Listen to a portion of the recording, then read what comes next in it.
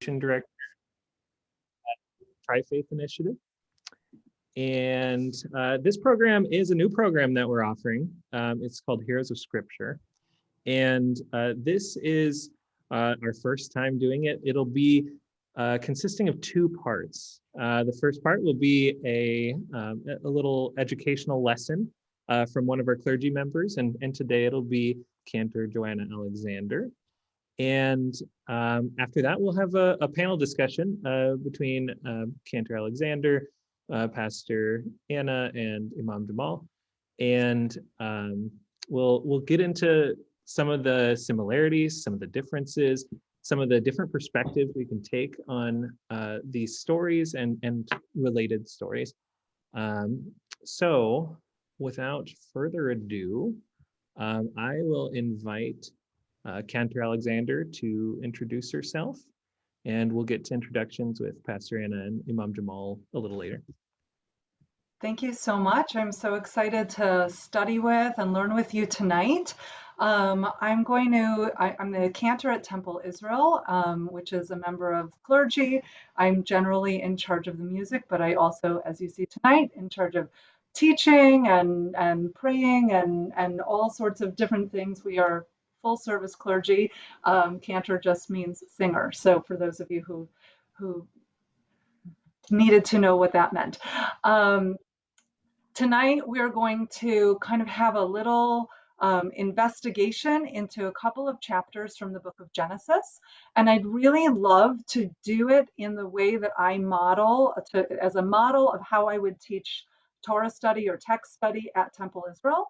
So to all of my Temple Israel people out there, please help be plants in the community and show how we talk about text together, how we grapple with it, and how we come to understand together. So I'm going to put onto the screen a PowerPoint presentation. This is, we're going to begin with the prayer for study. So when studying sacred texts together, it is a good idea to thank God for our investigation into text.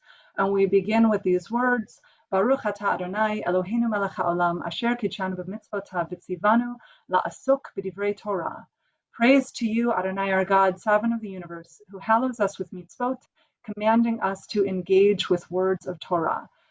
We are literally engaging with words of Torah. The book of Genesis is the first book of the Torah, the 5 books of Moses, but it can also mean a greater word, Torah, instruction.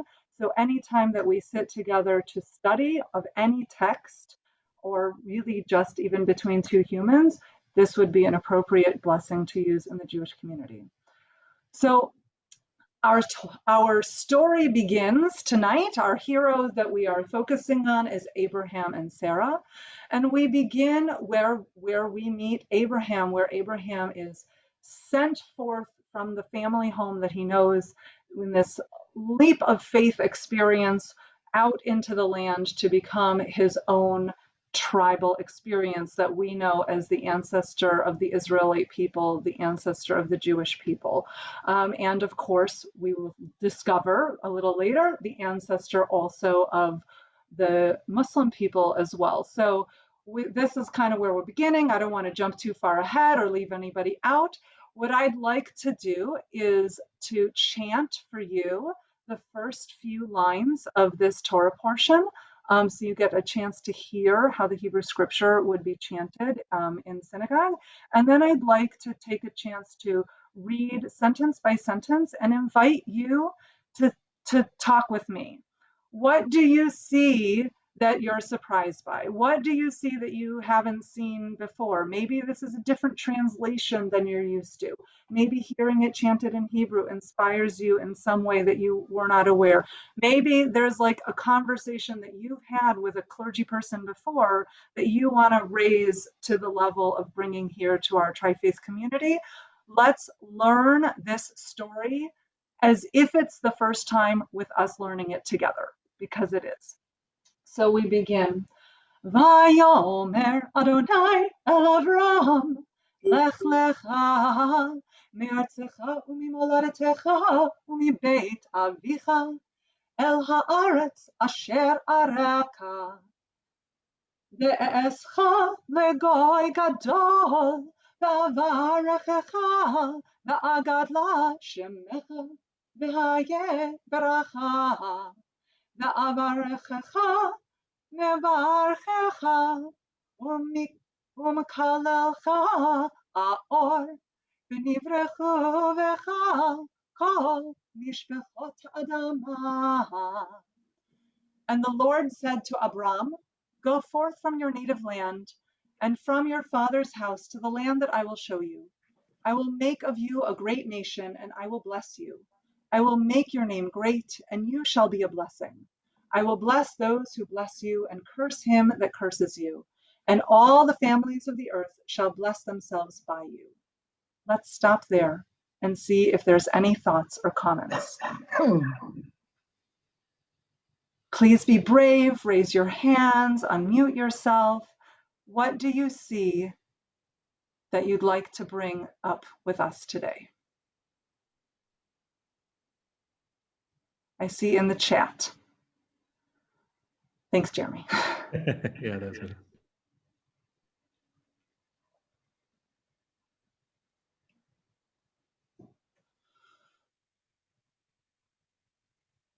So I will start with this thought. Perhaps it's not the first time you've heard it, but what do we think of this Abram?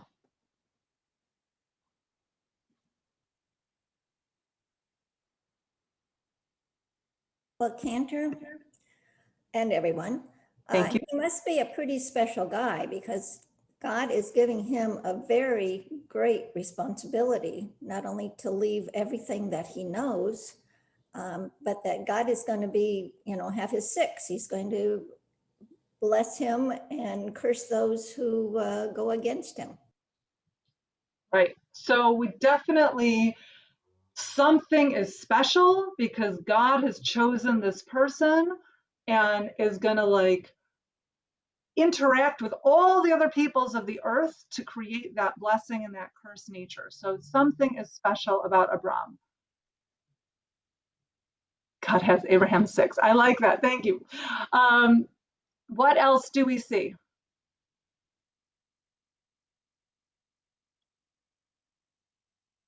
I have a quick question. Yes.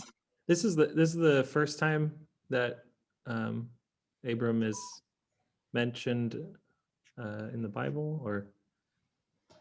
I believe in the previous chapter, the very end of 11, as part of the genealogy, we get Abram and his family, including his parents, his father's name, and his nephew's name, Lot. But this is kind of where his story begins.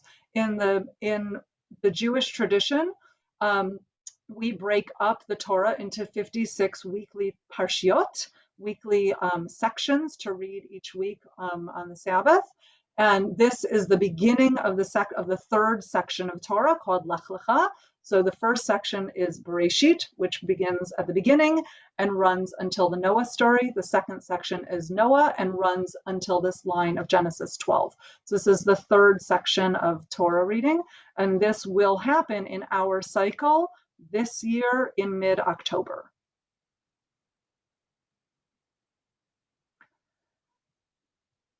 So does anybody, if you're Abram, you're, put the Abram hat on your head, you're going about your life, you're tending to your sheep or your goats, and you're in your father's house, and life is what you've always known it to be. And God speaks to you and says, Lech lecha me'artzecha, from your land, u'mimoladetecha, from the place that you were born, u'mibet avicha, from the house of your father. What is this three-part sentence? Why do we need to say it this way? From your land, the place that you were born, your father's house. Do each of these things mean something? Is it really serious? If God had just said, get out, would Abram have taken it less seriously? What can we learn from this kind of language? Any thoughts? Again, bravery is good. Just to make sure that Avram takes it seriously. Better, in case he had any question that, well, maybe, okay, my father's house, but how about the place where I was born? Yeah, he's got to leave there too. It really makes it clear. Right. If you just leave your father's house, well, maybe you can like move next door or to the town next by, right? Like you don't have to go all the way to the place I'm showing you. You could just like, take a little walk and still have a lot of the creature comforts of that familiarity. So this is like a really big deal from everything you've already known. So if we're not quite there yet, I'm jumping ahead a hair bit. If you're Abram's wife, whose name is Sarai at this point, and your husband says to you, and I know like you can put yourself into the ancient wife hat, or you can put yourself into the modern wife hat. Your husband says to you, God says we got to leave. We're going to leave everything we've always known. There's a big promise out there. That's all I can tell you is a promise. What's going through your head, Sarais of the world?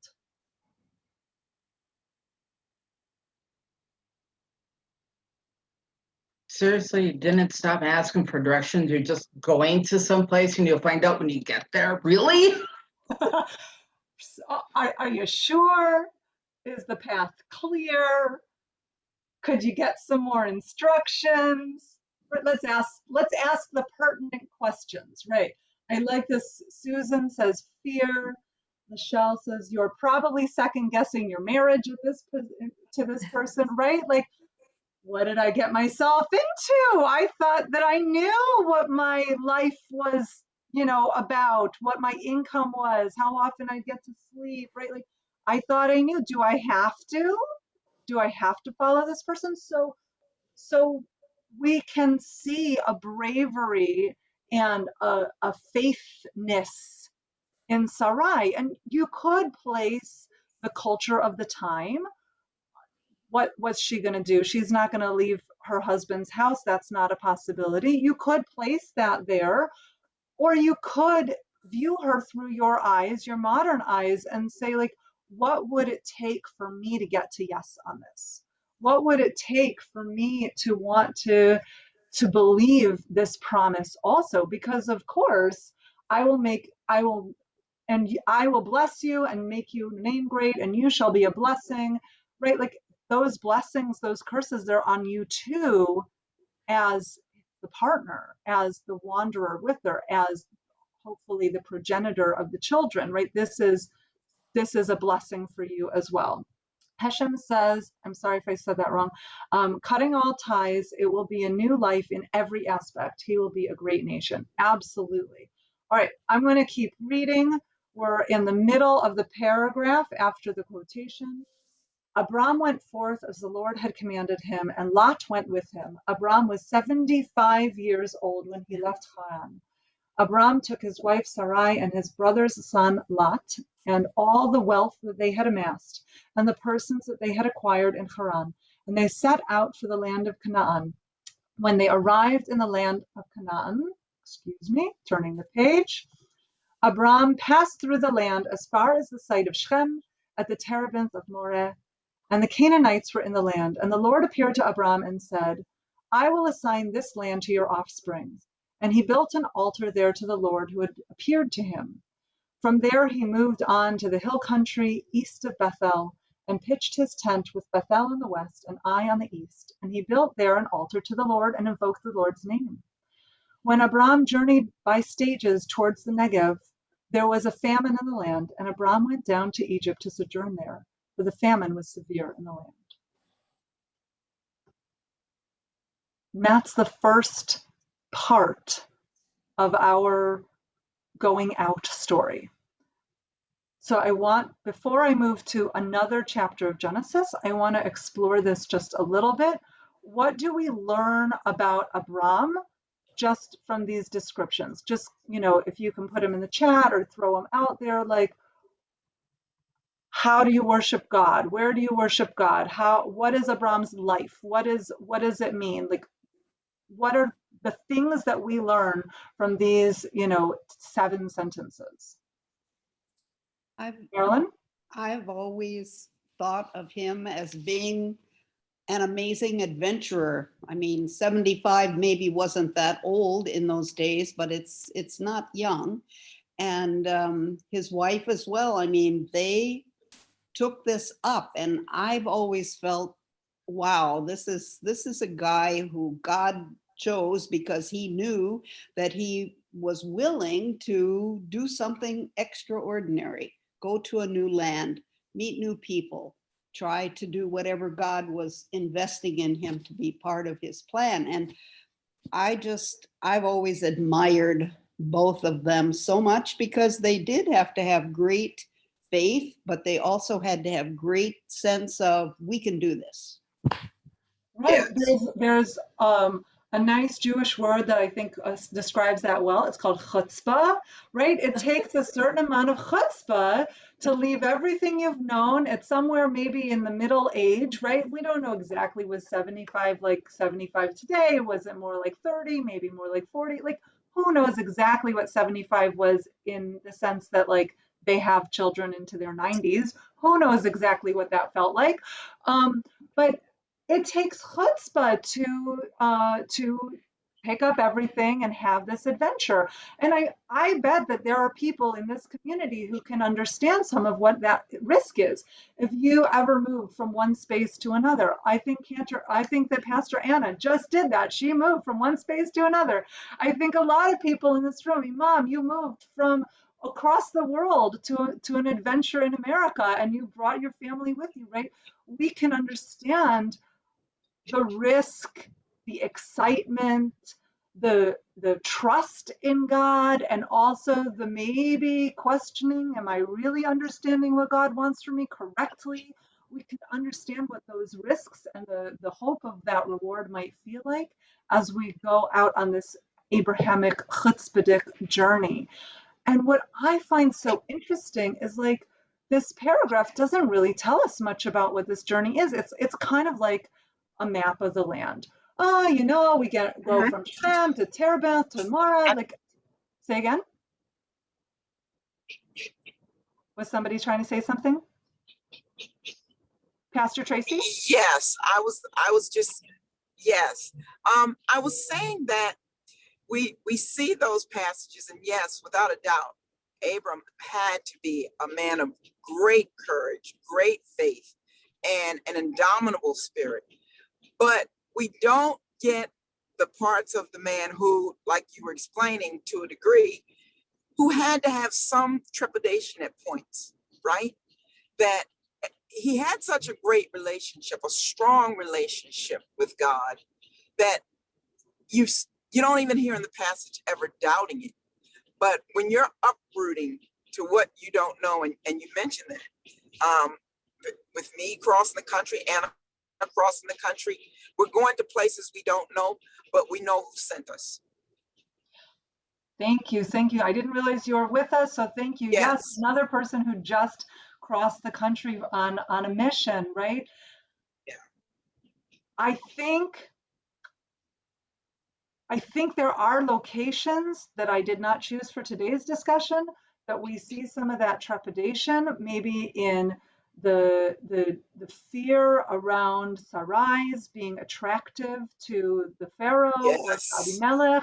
I think we see some of that trepidation as more and more time passes without children, which is what we're going to get to on the next page of my PowerPoint. But in this particular paragraph, we see 3 or 4 moves, right? It's almost like a tour de gamme, a walk around this promised land, but we don't get a story. What's he doing there? How's the shepherding? Who is he talking to? What do they think of him? Is he just, some guy on the way, or is he having, godly conversations with them? We don't have any of that story in these particular 7 verses. And so we get to, fill it in ourselves, or perhaps other scripture fills it in for us later. So it lets us wonder, and it lets us connect to be able to see ourselves in Abram as we journey forth in our lives, to be able to see Sarai as we say, what are you talking about? Are we really going to do this? Okay, let's go. Right? It allows us to ask those questions and connect through time and space with this very ancient person and this very ancient story. I see in the chat, Susie says, moving like Abram did now does not seem that it would be as scary because we have so much access to the world around us now and what is happening. Then they had no idea. And Chris says, famine must have caused some trepidation. So I think both, right?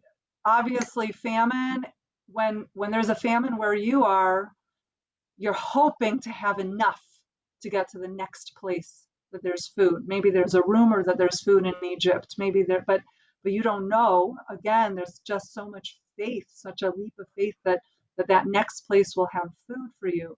And while I 100% agree with Susie, I mean, I moved here only 2 years ago. I did an internet search to find what schools I wanted to send my kids and what my houses might look like. And then I came and I did a shopping and I knew, did research about the temple, and I interviewed with the people I was going to be working with. And yet, for all that you can know, you don't know what day-to-day life is. You don't know what it's going to feel like to move your children to a new school. What kinds of trepidation are they going to have? You don't know what it's going to feel like to do this thing you're so excited about, but can only really pray you know how to do it well. Even when it is everything you think you want, there is still second guessing on the hard days. There's still second guessing on am I making the right choice?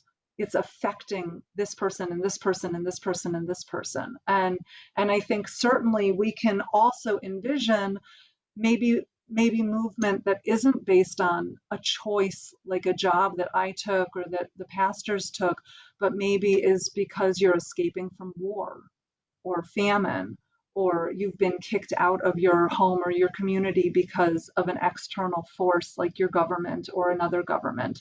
And we can envision, and I think that people on this call probably have experienced losing everything they've ever known and wandering and arriving and hopefully being welcomed, but not necessarily so.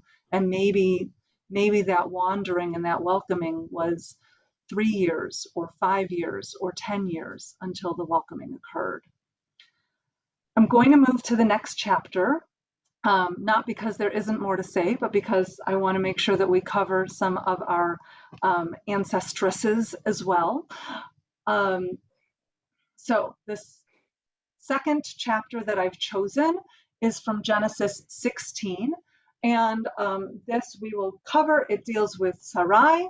It deals with the birth of Ishmael, Abraham's first child, through Hagar. So these are both communal stories that are shared and different in the Quranic texts. And so I thought that it would be worth diving in a little bit on what Torah teaches on this chapter. One of the things that I would love to kind of just elevate is that in the Torah, all of the matriarchs of the Israelite line, so that is Sarah, who's Abraham's wife, Rebecca, who's Isaac's wife, Rachel and Leah, who are Jacob's wives, they each experience fertility problems in their own way. And I think that is worth looking at. What is our ancient, how did our ancestors deal with fertility? What were their solutions? What were the ways that they coped with this very raw challenge, right? Propagating your species, continuing your family line, especially continuing your family line when it has been promised by God that it's going to happen, and having trouble with it. What does that mean and how do they deal with it? So We read, Sarai, Abram's wife, had borne him no children. She had an Egyptian maidservant whose name was Hagar. And Sarai said to Abram, look, the Lord has kept me from bearing. Consort with my maid. Perhaps I shall have a son through her. And Abram heeded Sarai's request. So Sarai, Abram's wife, took her maid Hagar, the Egyptian, after Abram had dwelt in the land of Canaan 10 years, and gave her to her husband Abram as concubine. He cohabitated with Hagar, and she conceived. And when she saw that she had conceived, her mistress was lowered in her esteem. And Sarai said to Abram, the wrong done me is your fault. I myself put my maid in your bosom. Now that she sees that she is pregnant, I am lowered in her esteem. The Lord decided between you and me. Abram said to Sarai, your maid is in your hands. Deal with her as you think right. Then Sarai treated her harshly, and she ran away. I'm going to continue the story on the next page, but I'm going to pause here for a moment. This is really challenging. I think that it's one of the most challenging things about Torah, and also one of the most beautiful things about Torah is that they are describing the emotions of real people. These are not perfect images. These are real people who make imperfect choices. And what does this mean? At Sarai's request, Abram creates a child with Hagar. So where is Hagar's agency? What does she think about this? Is this like rape? Is this acceptable? Is this marriage? Is concubine like a legal structure or a whole different type of thing? What does it mean to Sarai that her wishes are fulfilled? Did she not really wish for Hagar to have a child? Did she wish for infertility to be Abram's fault and not her fault or her problem? What does it mean that Hagar, when Hagar conceived, her mistress was lowered in her esteem? Like, these are real human emotions, and how do we understand these people in this way? So I'd love if somebody wants to add some thoughts. Rabbi Joanna, Yeah. let me see. Yeah. Yep. In the translation that I have of the Bible I have in my hand, and I have read in many others, gave her to her husband Abram as a wife. Okay. Yeah. According to our understanding of the great prophet Abraham and his great wife Sarah, we don't comprehend that Sarah will be a kind of character who will offer her maid to be just a concubine, number one. Number two, if Sarah was really concerned about having an offspring and children for Abraham, it should be from a valid kind of marriage, not just, go sleep with her, have your pleasure and come back. And that's why Sarah did know what she is coming to. And she offered him Hagar as a wife. And no, she treated her very, very good, even after conceiving the child. So that's from our perspective, because I know what I'm coming to. I offered you that one. It cannot be just after a few months that, oops, I did a mistake. Sure. So, Imam, I want to thank you for elevating that. I took this translation from a specific site. I don't know why they chose the word concubine. I'm seeing in Hebrew, I don't know if you can see the cursor, leisha, that should also be wife as well, in my understanding of the translation. Rabbi Azrael, do you want to weigh in on translating or anything? I think the comment by the Imam is perfect. Perfect. The word concubine does not belong in the translation. Don't forget that reading a text in translation is like kissing a bride through the veil. Awesome. So thank you so much for elevating the challenges of studying not in the original language and even not in our mother language, right, in the language of our native birth, it does not improve us to study it only in Hebrew if we don't understand Hebrew as a native born. So it is a challenge that we want to have. And yes, I agree that that wife is a better term.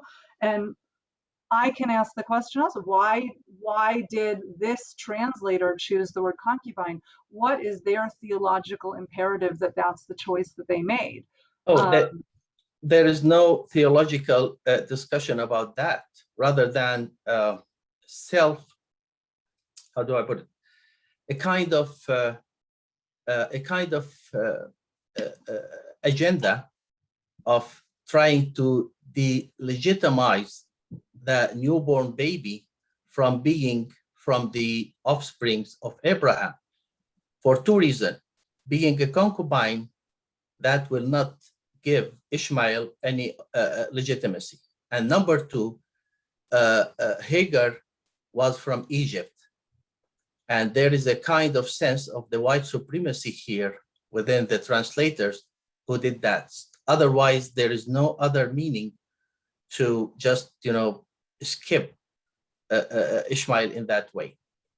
And yeah, and what will support my argument is the same Genesis 21:13, where God is talking to Hagar, and also of the son of, actually, God is talking to Abraham, and also the son of the bondwoman will I make a nation, because he is thy seed. So both of Ishmael and Isaac are considered, according to the Torah or the Old Testament, they are from the seed of Abraham. And when we understand that, and when we try to expand that understanding, then Muslims, Christians, Jews, all those who came from the chain of Abraham have been given the privilege of living on that land. And I want to put a pin in the seed comment and come back to it, because I have some thoughts from a Christian perspective about that, and a couple more things. But keep going. Awesome. Joanna, Just because I know that we also want to get to the panel half of the discussion, I think that Imam has jumped us there so beautifully. I just want to read the second half of the chapter, and then we can jump right into the paneling after the second half of the chapter. Mom, can you wait? Yeah. Sorry, No, my mom is Lenore Mast, so I asked her if she can wait. The angel of the Lord said to her, "Go back to your mistress and submit to her harsh treatment." The angel of the Lord said to her, "I will greatly increase your offspring, and they shall be too many to count." And the angel of the Lord said to her further, "Behold, you are with child, and shall bear a son. You shall call him Ishmael, for the Lord has paid heed to your suffering. He shall be a wild ass of a man, his hand against everyone, and everyone's hand against him. He shall dwell alongside all his kinsmen." And she called to the Lord, who spoke to her, "You are El Roi," by which she meant, "Have I not gone on seeing after he saw me?" Therefore, the well was called what is it in Hebrew? Because I can't read that translation. The well is called whatever. Er Lachi Roi. Thank you. It is between Kadesh and Berad. Hagar bore a son to Abram, and Abram gave the son that Hagar bore to him the name Ishmael. Abram was 86 years old when Hagar bore Ishmael to Abram. So I want to point out, and then jump to the questions in the panel, that we have God or an angel of God speaking to a woman. We have God or an angel of God speaking to Hagar. We have God or an angel of God naming Abram's first child, naming Ishmael. This is a really beautiful and I think unique passage of connection between between God and Hagar and God and women, and setting the line down in this direction. So thank you for letting me read it. Lenore, Mom. Thanks. You had mentioned earlier, about Sarai and her actions towards Hagar, which seemed totally contradictory. First, she wants Hagar to bear a child for Abraham, and then she's upset when Hagar becomes pregnant. And I think that's just another part of showing how human she is. We don't always know what our response is going to be, even when we think we know. And we encourage somebody to do something, then when they do it, maybe we aren't so happy about it. Maybe we have jealousy that we didn't know we were going to have. So I think it's just part of her humanity. Thank you. I want to invite Imam and Pastor to jump in with thoughts and the directions of your faith's views of these stories and this passages. Go ahead, Anna. Yeah, I have 2 or 3 thoughts as I was contemplating about Abraham, but I do want to just add an aside here. That if people want to read it, there's an excellent book by Dolores Williams called Sisters in the Wilderness, which is a womanist perspective on the story of Hagar and Ishmael. So this is a really good read for those who are looking for a Christian woman of color's perspective on that text.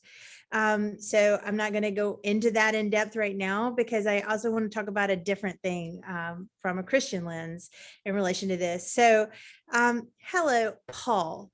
He wrote a whole bunch of books in the New Testament, and one of them is Romans. And in Romans chapter 4, Romans as a book talks about Christian theology. And as I speak these things, I speak as a Christian, but one of many. So there are all kinds of different perspectives, like individual kinds of things, but I'm just offering what I know. And so I want to speak to how seriously Paul took this concept between Genesis 15 and Genesis 17, and how 15 came before 17 when he's writing Romans 4. So Paul's big thing was trying to figure out how to include the Gentiles in salvation, particularly Gentiles that did not want to be circumcised or were uncomfortable with circumcision. And so there was a whole big brouhaha within the early Christian movement over this issue, as one could imagine, as he goes around telling people, here's the gospel, here's Jesus, and by the way, everybody would like it a lot better if you were circumcised and did these things, but then it didn't go so well. So he went back, he looked at Abraham, and he said, well, in chapter 15 of Genesis, Abraham, he believed and it was accounted to him as righteousness and all these kinds of things. And that came way before, like years before the circumcision thing happened, the sign of this. And because it came before, if it was the other way around, where circumcision came before Abraham was seen as righteous, then then you must have circumcision in order to be righteous. This was Paul's argument. But since it came the other way around, you don't have to be circumcised in order to be blessed, but you have to have faith. And so the Christian theology that supports this is something called justification by faith. So Paul's whole deal is trying to show that the important thing is not the law in and of itself, or the sign of the law, the sign of this faith of circumcision. But the really important thing is whether or not you have faith in God and have this kind of faith that Abraham had. And if in fact you have that, then you can go and be blessed and be righteous and start the path to journey. And he's not anti the law, but he is saying that his whole thing was about being serious in your own faith and living that out in a very genuine way. And he has criticism of people that he didn't think were doing that, that were going around acting like they were going along with the law, but actually weren't. And so there's different places where he goes into that. And further, he says in Galatians chapter 3, all this stuff about how instead of thinking of the seed of Abraham as Isaac or Ishmael, that for him, the seed that kind of mends all other things, molds all other things, is Jesus, is Christ, and is like the bridge between us and God in these ways. And he goes in this whole thing in chapter 3 of Galatians, where he says stuff like, the promises were spoken to Abraham and to his seed. The scripture does not say and to seeds, meaning many people, but and to your seed, meaning one person, who is Christ. What I mean is this: the law introduced 430 years later, he's really big on chronology, does not set aside the covenant previously established by God and thus do away with promise. For if the inheritance depends on the law, then it no longer depends on the promise, but God in his grace gave it to Abraham through a promise. So why then was the law given at all? It was added because of the transgressions until the seed to whom the promise referred had come. The law was given through angels and entrusted to a mediator. A mediator, however, implies more than one party, but God is one. Is the law therefore opposed to the promises of God? Absolutely not. For if a law had been given that could impart life, then righteousness would certainly have come by the law. But scripture has locked up everything under the control of sin, so that what was promised, being given through faith in Jesus Christ, might be given to those who believe. And so Paul in different places was advocating that that people were not able to keep the law, so something had to come to help us bridge the gap. And he argues that Jesus has done this. And so I just want to offer that. And the third passage, if you know about it from the Christian tradition, is Hebrews 11, where he goes into the faith of all these different people in the tradition. And certainly he says a lot about a couple different passages about Abraham's faith and the way that that was substantial. And so Abraham and all of this is very much part of our tradition and part of how we understand as Christians how to live our faith and the lineage which we come, but also the inclusiveness of those who are both circumcised and uncircumcised, if in fact they are persons of faith, can have this right relationship with God.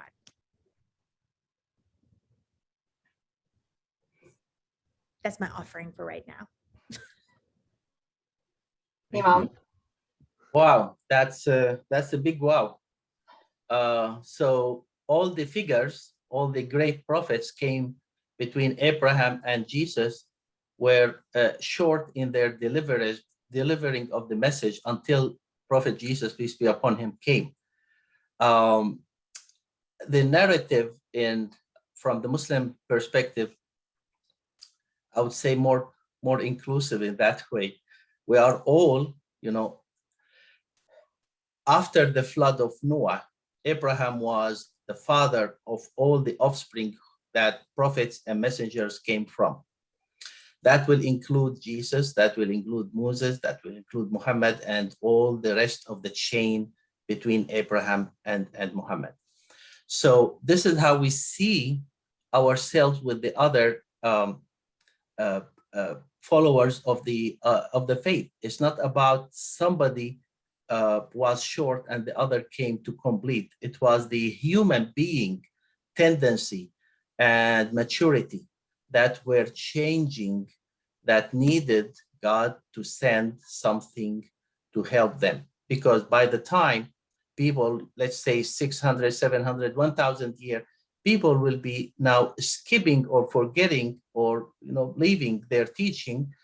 So God will send someone else to confirm the past and fix what went wrong and foretell about the coming one. So coming back to Sarah, in our narrative, Sarah, in Arabic we say Sarah. She was such a great character. Yes, she was a human being and she could be jealous, but there was no bad sense between her and Hagar, and to make that story that because of her jealous, Abraham took Hagar to the other place, which is the wilderness of Paran. It was the wisdom of God that God was looking to spread that message, since he promised and pledged to Abraham to make you a great nation. That great nation will be spreading. And that spread came through Ishmael and Isaac, through Ishmael in the wilderness of Paran, which is the Arabia Peninsula, and Isaac in that Holy Land. And then this land, and what I'm talking about, the land of the righteous and the land of the righteousness, it's not necessarily this specific land with that geographic parameters.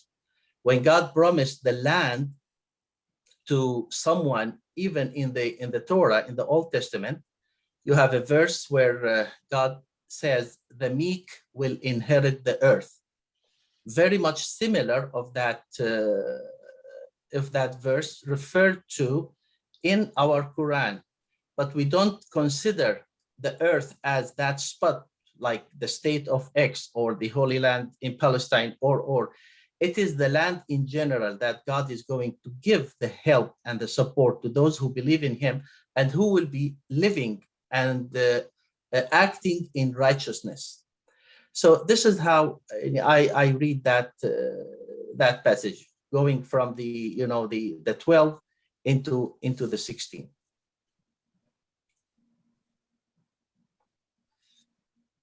I'm wondering if there's questions from the community about any of the many subjects that we just covered.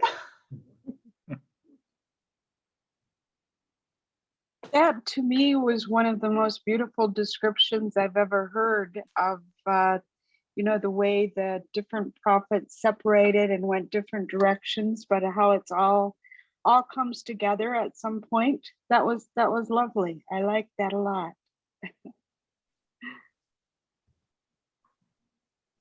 I was reading one of the books that I go back and read often is Who Needs God by Harold Kushner. And one of the things he said in there was that the Bible was God's first word, not his last word. And that kind of fits with what the Imam just said. Yeah. Thank you. I also really like, in thinking about that as a first word but not last word, Imam talked about the people, they either did it wrong or they were more mature, they needed a different kind of message. And one of the ways that we in the Jewish tradition view kind of some of the changes that we see in God, right, from what we see in earlier parts of the Bible to later parts of the Bible to modern day Judaism, is almost an evolution of God as well. And that could be a challenging statement. Does God evolve? Can God change? Is God always the same? But I think that if we view it in terms of both humans' understanding of God, not God necessarily changing, but how we understand it and how we interpret it, that makes it slightly less challenging. And also, if we're able to view it as what is God is one, unity, eternal, right? Like that's everything. There is a lot of space for growth amongst everything. So we have ways of being able to understand that maybe the God described as jealous or wrathful in parts of Exodus is not necessarily in conflict with a God of mercy and a God of, rachamim, right? Like that maybe these are different aspects of the same being and different aspects of ourselves and different aspects of the world because of this idea of one, echad, unity, eternal. Well, and I love where you went with that in terms of our understanding of God. yes, their understanding of God expands, because I know when I was in seminary, they had these descriptors of like, this was the theology of the day was, here's a dome and here's shale underneath the ground and here's God sitting on the heavens, and certainly I am one of those who believes that the earth is round and that there are multiple planets and that they revolve around the sun, but every time that our scientific understanding has changed, has grown, it's caused some kind of conflict, because it also has to change our theological understanding. As we understand the universe better, then we have to understand God better. And God didn't change, like that was that way for a lot longer than we've been around. Nevertheless, like we're getting that kind of understanding. We're growing into that understanding. And now we've got the oneness of the quantum field, right? And now we understand that there's something that is sort of mysterious, that's where everything is being created, like in and out of creation at this quantum level all the time. And so it's sort of this beautiful mystery of how religion and science kind of play back and forth, and they're not at war with one another as people want you, I think, to believe. But the mystery, now science is giving us language for that, the mystery of God, the mystery of creation, the mystery of kind of the ongoing process of creation. So our understanding broadens and deepens, and then we're able to be in better relationship with this mystery of the divine all around us. And so thank you for putting that out there, Joanna. Yes. There is a wonderful book, God, a Biography by John Miles. And this is where you can find even more of an explanation about what Joanna just said. God, a Biography.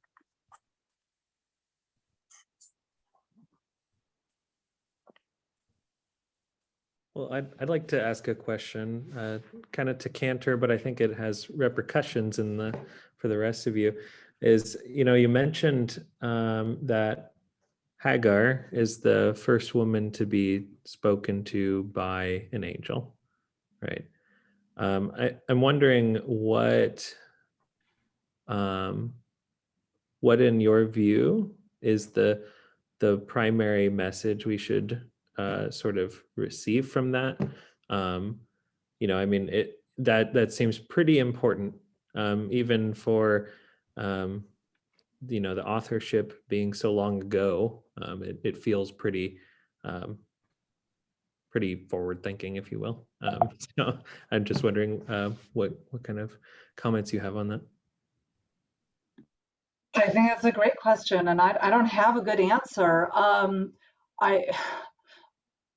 I think that, similar to the conversation Imam elevated with the word Isha being translated as concubine instead of wife, that in spite of Hagar's clear elevation to be able to speak directly to an angel of God, it has been part of the Jewish tradition to kind of ignore it or not focus on it so much. And I don't know if that had a beginning, like if that came out of conflict, or if that is a consequence of like Ishmael not being our main story. So we were just busy focusing on other questions. I think as a woman who sees so many female characters not named, not having real stories, not having agency in their own lives, I want to glom onto it and love it, because it does give this much more round view of women, and this access to God's love and God's communication through women is a beautiful thing that I want to hold on to. And yet, I think we conveniently just kind of say, oh, Ishmael's for somebody else to deal with. So we don't really elevate it to the point that maybe we could if we were committed to the kind of relationship that I think that we're trying to be here, and understand what Hagar and Ishmael mean to our Muslim brothers and sisters, and what it means to re-own that in our own teachings. I would like to add that Hagar may not be necessarily the first woman that God tried to communicate with. Maybe in the Old Testament could be that story. In the Quran, we have so many other females that God spoke to directly or in a way revealed to them. And to me, the way I see that is the equality, the way God speaks and talk and address and appoint and deal with the male versus female in that situation. As long as the male or the female are following the proper commandments and following the rules of God, both of them will be eligible to be talked to, again, directly or through an angel. So in the Quran, we have God's talking revealed to Mary. God revealed to the mother of Moses. God reveals to many other figures mentioned in the Quran. So to me, it is the equality and the special privilege that God has given to the female in societies where female were denied so much of rights and recognition. And in terms of women in the New Testament, as we're going down that path, there are many women who have been shown to be not only loved and cherished and appreciated by God. Of course, we've got Mary, the mother of Jesus, but the first evangelist, the first one that Jesus came to post-resurrection was Mary Magdalene. And so the guys are hiding in a room somewhere.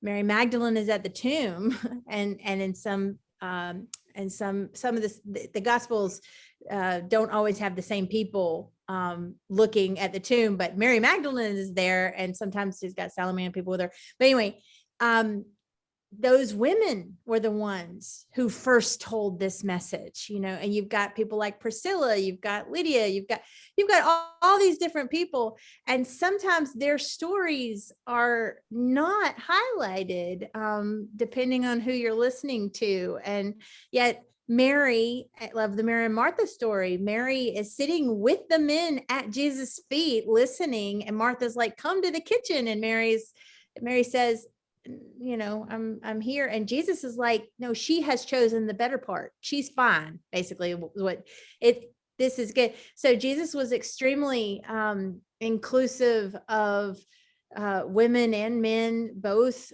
serving alongside one another to do these great things for and with the divine. So many such stories within the Christian tradition. And all right. It's going to be back and forth, me and Anna, this way. I will make my remarks and leave the time to the audience. What Jeremy said about even accepting that statement that she was the first woman that God spoke to, that give her a certain high status and give her son a high status. Ishmael is one of the 6 names in the Old Testament that been named by God, by the way. So give her that status rather than to be concubine, and give Ishmael that status rather than to be the son of the concubine. It's not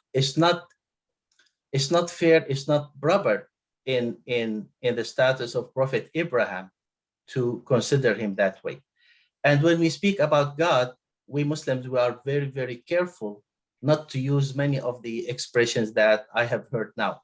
God is perfect beyond and above our perfectness. So we would never say like God, grow up, or God was hiding, or no, God is the creator beyond any concept that may come to our minds in that way. So I'm just making those kinds of observations. Now I leave it open to the rest.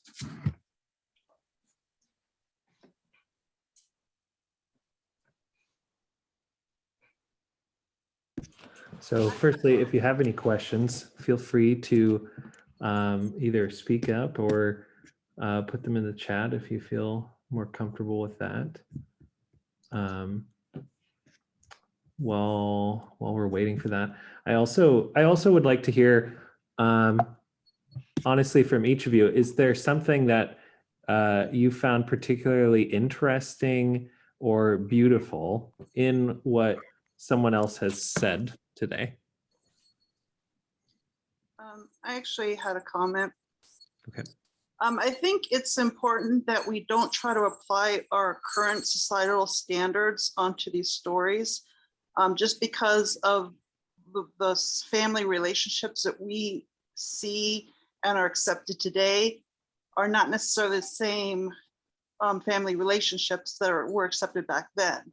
And if you've studied anthropology, there are many different types of family structures that are still recognized by the community and the family as legitimizing children. So I think it's very important to remember that when you're reading these stories. And like the Imam said, don't try to apply certain labels on them. But what I find most important is that whatever Hagar's relationship within Abraham's family, she was legitimized when God approved of her and her child. So that's, to me, is very important. And also, it was necessary scientifically for genetic diversity at that time. If you're going to create a whole group of people, you're going to need that genetic diversity in order to have a healthy population. Also, to me, it's also symbolic of the importance of differences. Hagar was Egyptian. She wasn't from the same place as Abraham and Sarah. So even though she was different in that way, she had a different societal standard, she was equal before God. And these differences are important, I think, overall. Just because you're different doesn't make you less. It makes you equal in the eyes of God. Thank you. Well said. Yeah, so I would love to hear what each of you found interesting or beautiful about what someone else said on the panel today. And you don't have to agree with it. You don't have to agree with it. You don't have to believe it, but just something that you found interesting or beautiful with someone else. It looks like nobody was interested in what we said. You see, no questions, nobody raising hands. So I don't know if we have done something good today. That's not true. I think you all did something good. I think Thank you. I think in looking at everything that was said, what sticks out with me with all the differences, but the similarity, right? I think looking at this passage, how through the Abrahamic story, the thread through all of the interpretations that we had here, I think what really stood out for me is when Joanna Cantor was showing the vulnerability, but the strength of Abram and Sarah to take this bold move. And really, in essence, when looking at it, it wasn't Sarai, but Abram being the husband and obedient to God.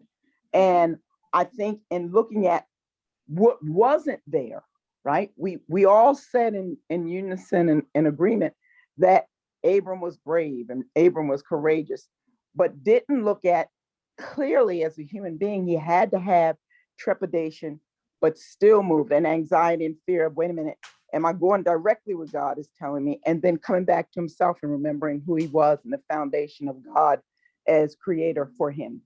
And being obedient and stepping out on faith, just as, we're all called to do as following God. But just, we really delved more into, and I think it was with you also, Imam and Anna, that there's still that human element, the unspoken there of, we don't hear in those scriptures that Abram was, that he was vulnerable, or that, again, he had fear. And we delved into that. I love looking at the scriptures, not only on just the surface level, but what else is going on underneath of that. So I think, yeah, that's what stood out for me. Jeremy, can I add one small thing? The story even is getting better, because after Sarah dies, according to Jewish tradition, Abraham goes back to Hagar. By then she's called Keturah, and marries her. What a happy end. Rabbi, if she was already married, why does he have to marry her? Yeah. I think they had the concept of renew the vowing again. Yeah, like people do it today. Yeah. No, he married her for the first time, Rabbi Ari. Okay, don't start now. From first time, she was his wife. Okay. I didn't say anything about marriage, second The marriage. plot thickens.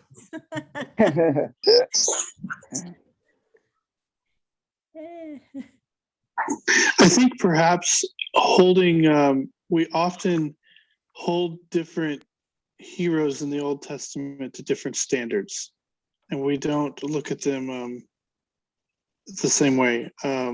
When I think about Abraham, I think of this moment where they cast out Hagar is the dark moment of Abraham's ministry, and I've often wished that Abraham in his new environment in Egypt would have had more of the wisdom at this moment that Daniel had when he was in exile with Chaldeans, and the ability to adapt to a new environment in a different way.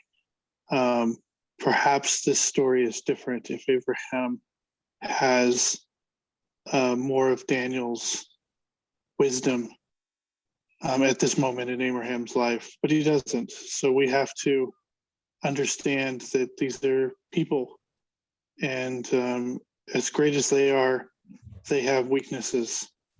And I find it interesting in this story that we don't have a situation which we have in so many Old Testament stories where the victim of God's chosen person is merely cast aside and we don't hear any more about him. I think of some of the stories of David in that regard. We are told this story of Hagar and Ishmael, and I don't think that's a small thing for us to see this weakness in Abraham and as an illustration. And I hope that it gives me hope that God's love still comes through, even through these very dark experiences. Well, and I would say that. Go ahead. Sorry, thank you. Thank you. Sorry.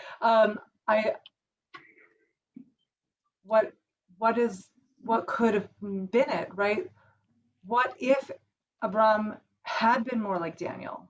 What if he had not, in this passage, said to Sarai, "Your maid is in your hands, deal with her as you think is right"? Would Hagar have had this communication from God? Would this blessing upon Ishmael being named by God have occurred if it was not for this potential fault, right? You know, maybe it's a silver lining, maybe it's making lemonade out of lemons, right? But that's what we do. We have to find the place of love and the place of fate, or of making it good enough. And I think, like, if we had not had this conflict, perhaps Hagar would not have had this blessing. I know the story is different in the Quran, but in our story, perhaps it would not have led to this blessing. Pastor Tracy? Yes. This is the story, right, of Abram and Sarai. But I want to ask the panel because I believe and know God's word is alive and applicable to now. How does this story impact us now? What is the importance of it in our lives? And what is the lesson for us to learn? So, and you can answer any of those that you choose, but what beyond being a story, what are we to take away from this story to apply to our lives now? Go ahead, Anna. I think Right. a couple of things from the Christian lens. Yeah. One, I've already kind of talked about a little bit about the incredible inclusive nature of God to call people towards faith, to be in right relationship with God, and that is where we get our righteousness, even in our humanity.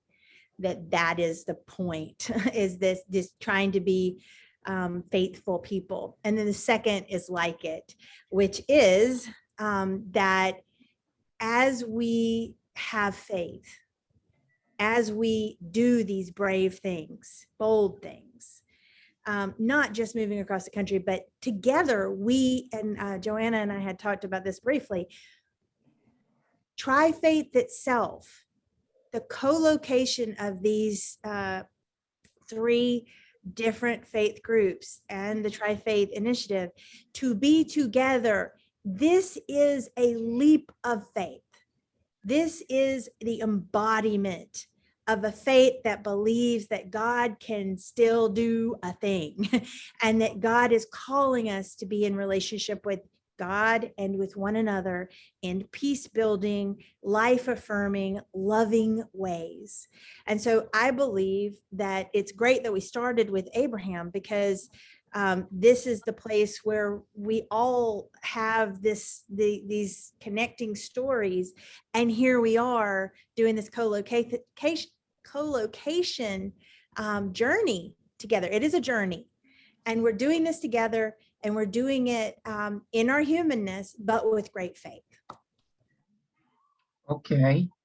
What we can take with us, Pastor Tracy, is the example of a couples, Prophet Abraham, peace be upon him, and Sarah, who have been given a huge responsibility and mission by God, and God showed his blessing and support, and they went in their life moving from place to place to fulfill the covenant and the commandments of God and teach that.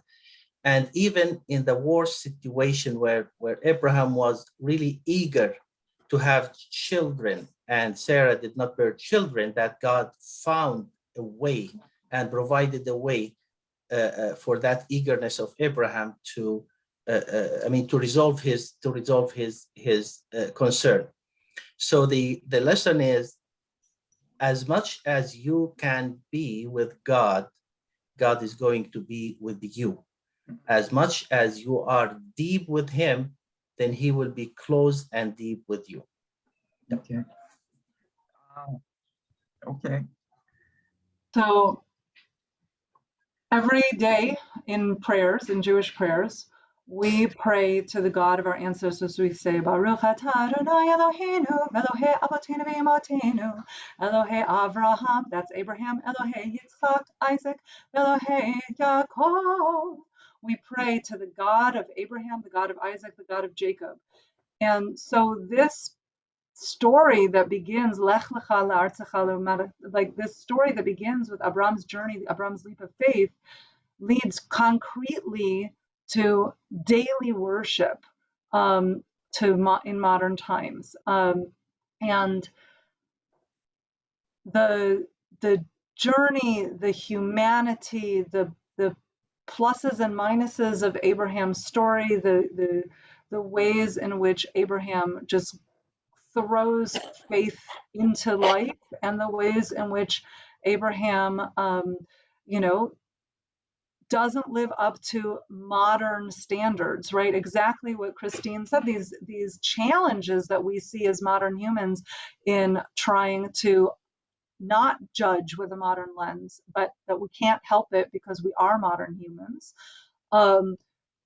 is one in which we are understanding that relationship anew every day that we pray. So, and why in that prayer do we say Elohei Avraham, Elohei Yitzchak, Elohei Yaakov, the God of Abraham, the God of Isaac, the God of Jacob? We could just say Elohei Avraham, Yitzchak, Yaakov, the God of Abraham, Isaac, and Jacob. But we put that word Elohei, that phrase of the God of, before each of their names, with a recognition and an understanding that they each had a different relationship to God. With God.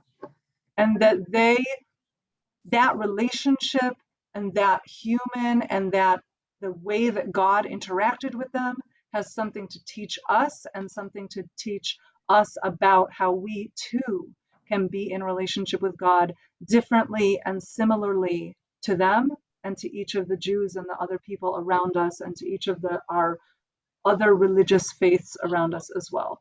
So this story is really a foundation story of the Jewish people, that we don't just recall, oh, the promise of the land, or oh, the promise of the children. It's something that we literally have on our lips every prayer service. So this, from what I can understand, what you're all saying and what you especially just said, Joanne, is this is about relationship with God, hearing from God, knowing God is within and goes without, outside of us, and that all of those relationships are different. But in order to be obedient to God, we have to develop the relationship, serving each other so we can serve alongside each other. Would that be somewhat of an understanding? Agree. Yes. I think that it's about relationships, and I think I don't know if I'm going to place an end goal as obedience. Certainly, I think it's an acceptable end goal within the confines of Jewish faith. I don't know that it's my end goal within the confines of Reform Judaism, but I think that, to me, it broadens our perspective, right? When I speak to somebody who says, "Oh, I don't believe in God," the question I'm going to ask is, what's the God you don't believe in? And what we see with these stories of our ancestors, and with, as I said about my prayer, that the God of Abraham is not exactly the same as the God of Isaac, who's not exactly the same as the God of Jacob, et cetera, down through the ages of time and space, which means that maybe the God that you don't believe in is actually just a bad description from a bad teacher, right? Like maybe you just need to reopen the text and re-enter the faith and find yourself a new teacher to learn about a different aspect of God. So that's where I'm coming from. Okay, one more time. God is one, and God is perfect, and God is not different. The difference is our perception, our understanding of God. So when I hear the repetition of God of Abraham, God of Isaac, God of Jacob, that is a blessing for us to repeat the name or the title of God more than one time, rather than he is different in 3 ways. The definition of prophets like Abraham, Isaac, Jacob, etc., from the Islamic perspective is a little bit different than my Christian and Jewish partners. So they are almost perfect human being who were human beings, and they would go to bed, they will go to sleep, they will go to bathroom, they will get sick, they will cry sometimes. But in delivering the message, they are perfect. They are handpicked up by God. So their relationship with God is always above any other human being. And this is why he chose them to deliver the message. They were not just equal like me and you.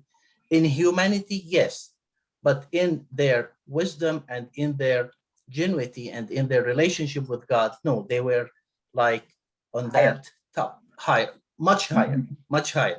So we don't ascribe them to be like semi-God, absolutely not. Human being as a teachers who taught us how to communicate with God. Yep. Okay. Very good, I get it.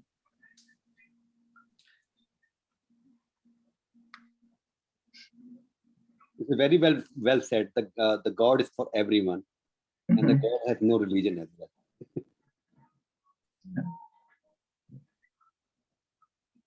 Does anyone else have any other questions? Otherwise, Yeah, hello, this is Miriam.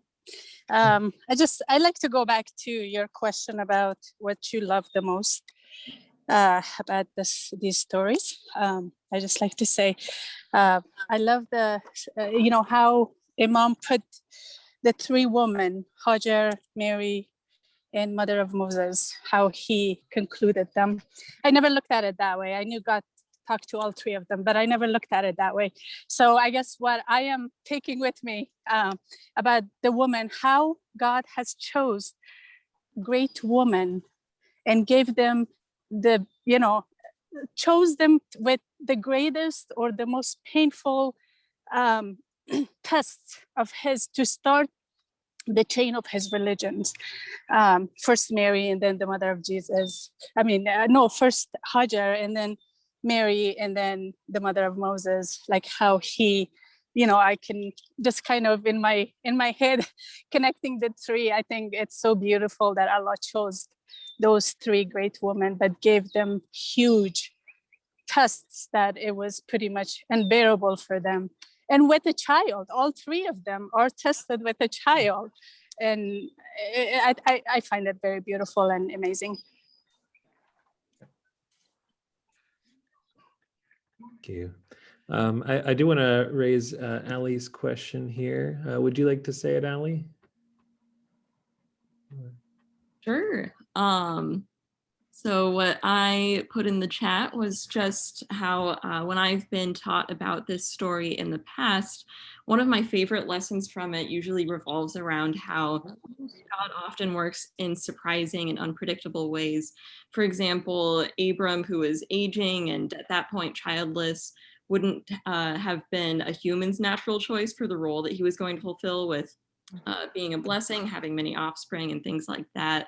Yet God chose him and made God's will happen through him despite all of those obstacles. So I was just wondering, does this notion of God who surprises in the past or in the present, is this something that it would be echoed in your traditions, or are God's actions, like those kinds of actions, viewed in a different light?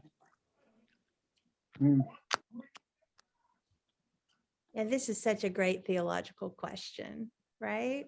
Because this sort of, there are, and different Christians would answer this question differently, I think, because there's certain Christian traditions that are like, they joke about the frozen chosen, like there are certain Christian traditions that are like all these things were preordained before the beginning of time, and that God's already picked who's in and who's out and all this kind of stuff. And that's one lens of Christianity.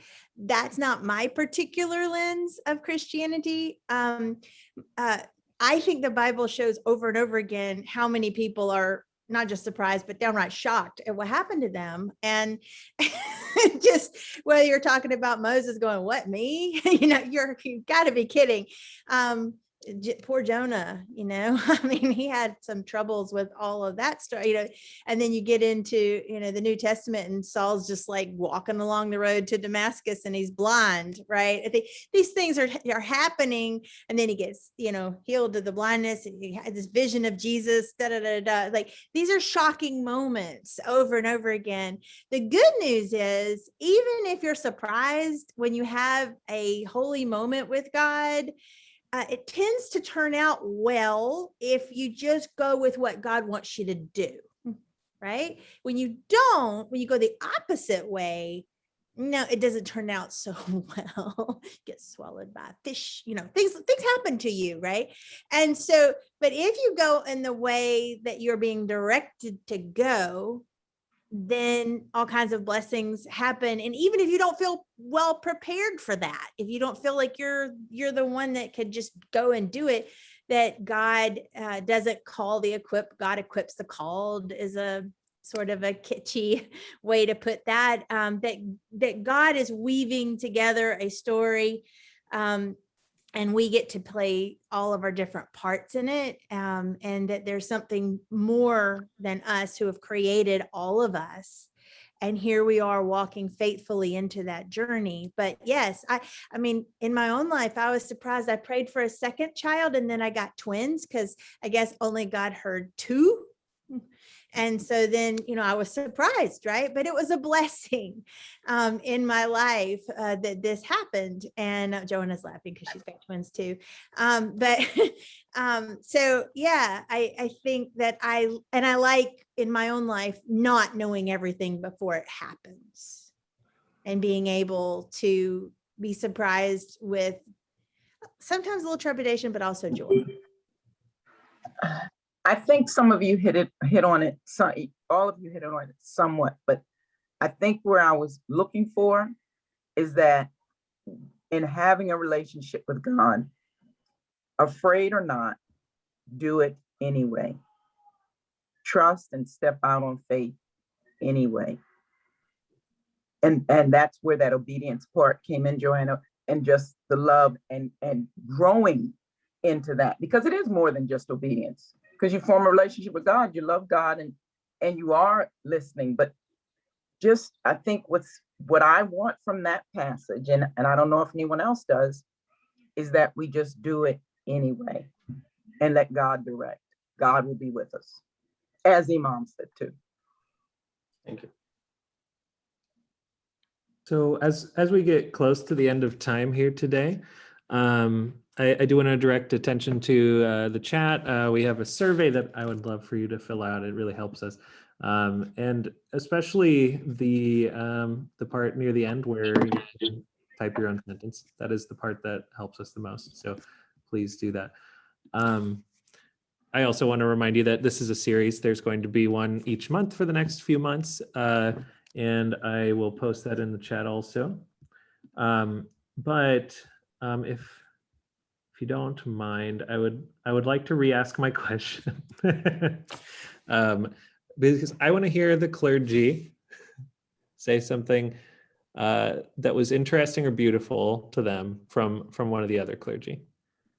Even if it's not something you necessarily believe in, but something that you just found different or beautiful. I love the joyful spirit of Pastor Anna. Thank you. I'm on mute. Oh. No, we heard you. Jeremy, did you mute me? No, I muted me. Okay. Yeah. Go ahead, Joanna. I was going to say, I really loved, Anna, what you taught about Paul. I studied Paul in college, and I really always struggled trying to understand what he meant by not following the law, but then always had all these laws. So thank you for clarifying some of that for me.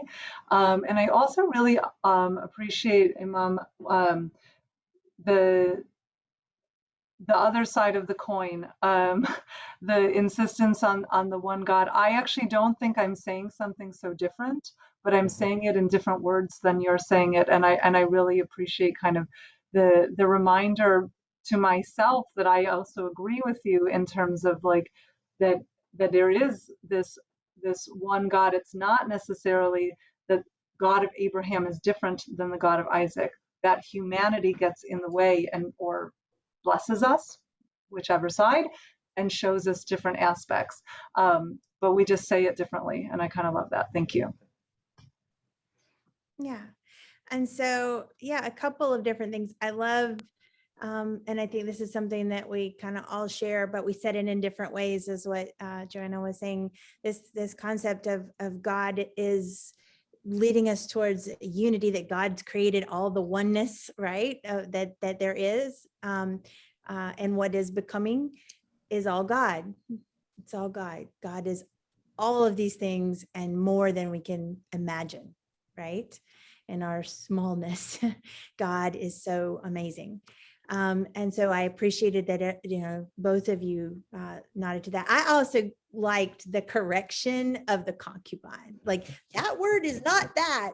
And so I was really glad that y'all were like, let's correct this translation.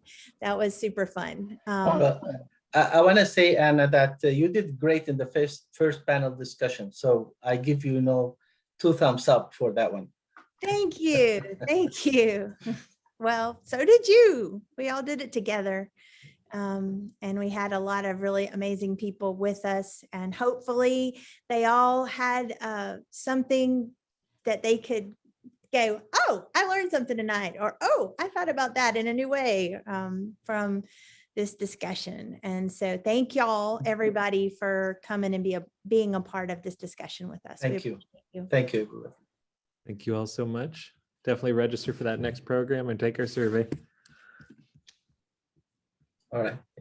Thank you. Thank you. Okay. Bye. Thank you.